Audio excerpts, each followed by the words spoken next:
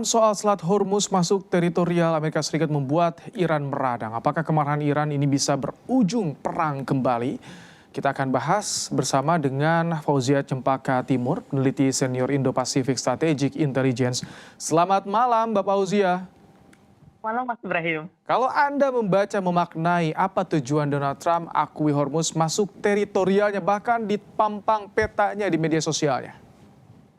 Jadi memang saya lihat memang ada setidaknya 3 alasan ya Mas ya, mengapa bagi Trump hal ini penting. Tentu kita tahu bahwa saat ini konflik antara Amerika Serikat dan Iran itu dalam konteks yang intensitas rendah. Artinya konflik masih terus berjalan, namun perang di atas permukaan itu tidak ada begitu ya, tidak ada saling serang. Namun serangan yang sifatnya narasi dan juga bagaimana kepentingan domestik ini masih terus digaungkan oleh Amerika Serikat maupun Iran. Dan dalam konteks ini, posisi Amerika Serikat melalui Trump yang men-tweet konteksnya peta tersebut tanpa ada konteks yang jelas, sebenarnya adalah bentuk narasi yang di sisi lain ada beberapa hal, ada setidaknya 3 hal. Yang pertama adalah tentu saja kita tahu saat ini Oman dan konteks Iran sedang bernegosiasi.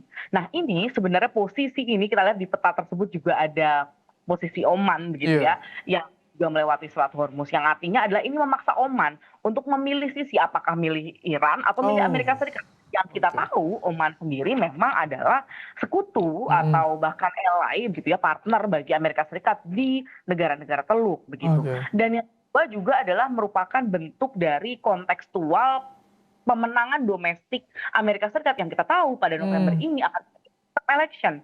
Jadi sudah tidak penting sebenarnya kontekstual geografis atau militer apakah ini milik Iran atau Amerika Serikat. Bagi konteks narasi yang dikembangkan adalah bahwa Amerika Serikat berhasil memblokade, dan bahkan ini juga ditekankan oleh Pete Hegseth ya, bahwa dia menyatakan bahwa Amerika Serikat sendiri tidak memiliki jangka waktu untuk melakukan blokade dan bahkan bisa melakukan blokade ini dalam waktu yang panjang. Mbak Fauzia, sebelum lanjut ke yang ketiganya, tapi kalau menurut Anda sebenarnya mampu nggak sih Trump membuka Hormuz, karena kan Iran juga masih memberlakukan blokade di sana?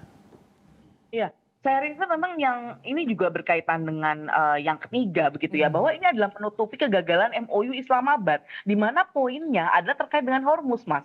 Kita tahu apa yang diinginkan oleh Amerika Serikat adalah freedom of navigation, artinya kembali ke posisi sebelum 28 Februari. Amerika Serikat bisa menavigasi bersama dengan negara-negara lain tanpa ada fee, tanpa ada jalur utara-selatan begitu ya, dan saat ini tentu saja sangat sulit bagi Amerika Serikat, terlebih saat ini Oman sendiri sebagai negara satu-satunya yang berbagi teritori atas Selat Hormuz sudah mau bernegosiasi dengan Iran dan menentukan terkait pelayaran, terkait jalur, dan terkait dengan hal-hal teknis lainnya. Tapi kalau Iran sendiri akan merespon apa dengan postingan Donald Trump tadi? Apakah hanya meradang atau ini bisa memantik hingga ke pertempuran kembali?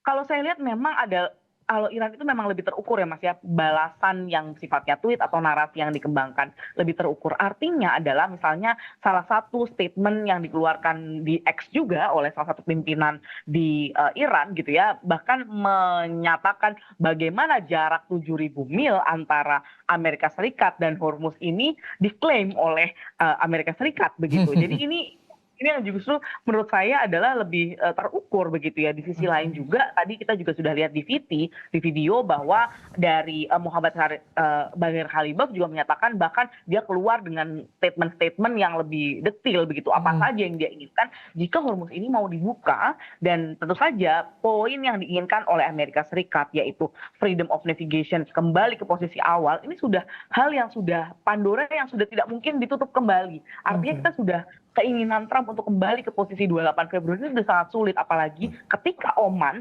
setuju dengan arrangement apapun yang ditentukan bersama dengan Iran, Mas Ibrahim. Tapi ini kan yang menarik, perjanjian atau pembahasan kesepakatan 60 hari dari bulan Juni tanggal 17 ini sudah lewat, tapi belum ada anti klimaksnya nih. Apakah ini emang tanda bakal berlarut-larut konflik Amerika Serikat dan Iran?